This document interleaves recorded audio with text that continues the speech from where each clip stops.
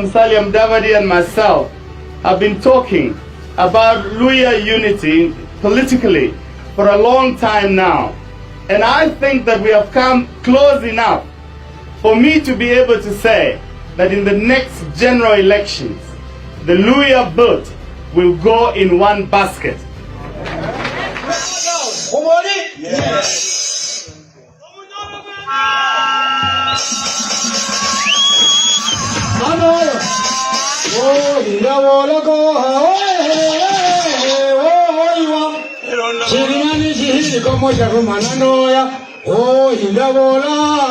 Ladies and gentlemen, something today happened in the political arena that will change the trajectory of the politics of the Republic of Kenya in the coming days ahead of the 2027 general election. Once and again, I have said and affirmed that the Kenyan politics are the murkiest waters where only the strongest survives. Today, the balance of the Western Kenya politics has taken a new trajectory. The dynasty of the Mulembe nation politics is falling, as a new king rises from the ashes like a phoenix. At the heart of the Luhya land, drums of war have started beating.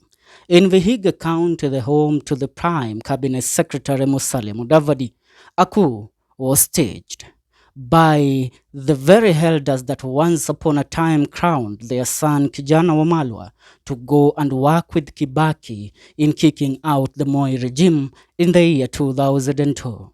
This time round, it is not Mudavadi getting crowned, nor his hardship brother Moses Wetangula, nor Eugene Wamalwa, the son of Trans Nzoia County and the brother to the late Kijana Wamalwa, but the newly born political giant of the great Mulembe nation, Trans Nzoia Governor George NATEMBEYA. He today received the blessings of over 100 Luhya elders who convened in Vihiga County at Sabatia constituency at the home of Musalia Mudavadi, where you will allow me to say it is the home of his ancestors, and this is where Mudavadi's umbilical cord is buried, a clear indication that the Mudavadi's reign in Luhya land is officially over.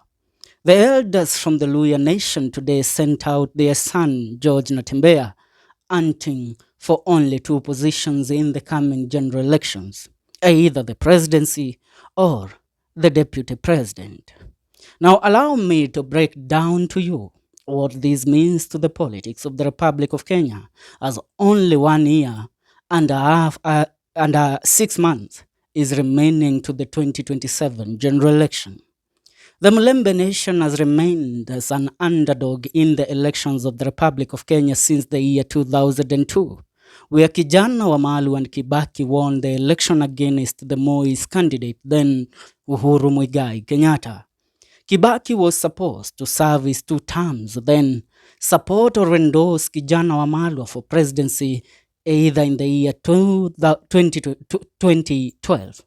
But as fate had it, Kijana Wamalwa passed a few months later after ascending to the vice president position, which led to Mudavadi taking over his role for 2 months before Kibaki picked Mudavadi as Kijana Wamalwa's official replacement to the position of vice president until the year 2007, where Kibaki, realizing that he had lost the Mulembe nation to the then newly formed Pentagon led by Raila Odinga under the ODM party, with Mudavadi then as the kingpin of the Luhya nation as one of the opposition principals under Raila Odinga's Pentagon fraternity.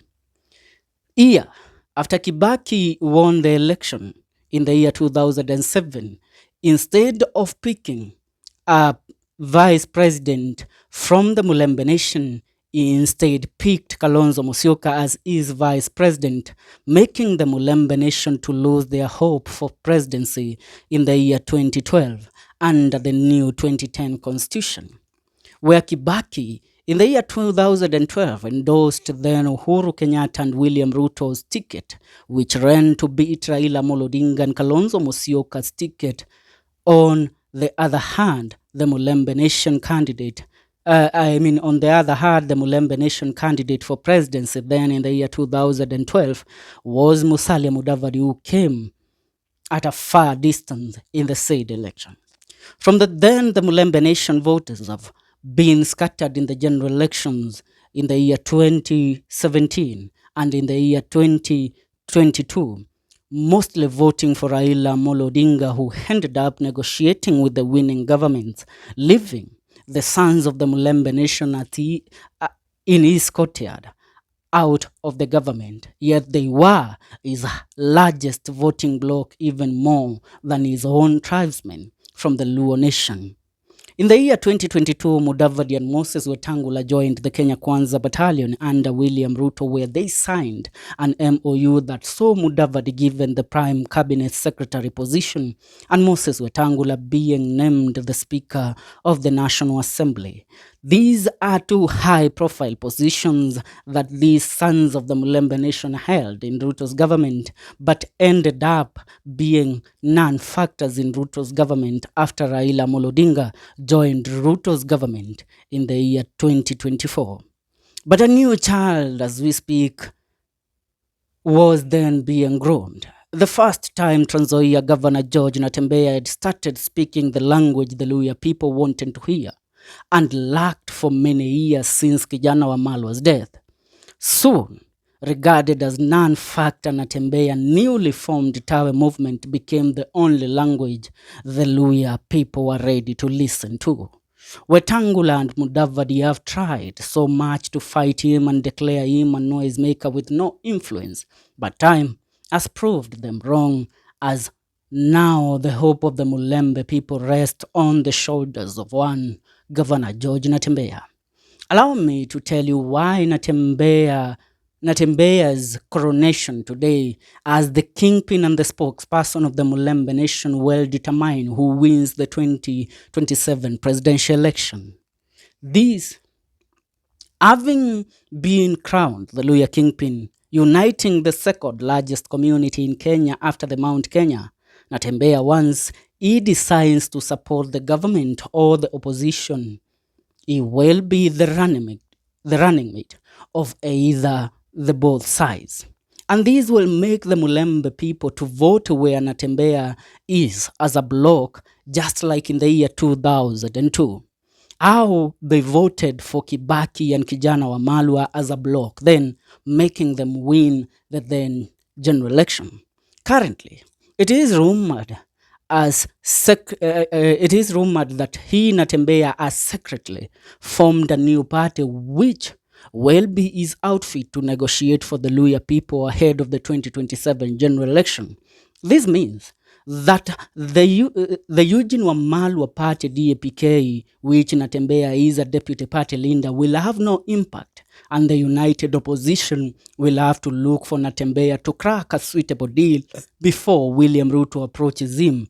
Because looking at the current dynamics of the politics of the Republic of Kenya currently, Ruto might be forced to pick a running mate from the Mulembe Nation to replace the Mount Kenya region that has declared him persona non grata in the Mount Kenya region, as most of them are behind the impeached Deputy President Rigathi Gachagua's side.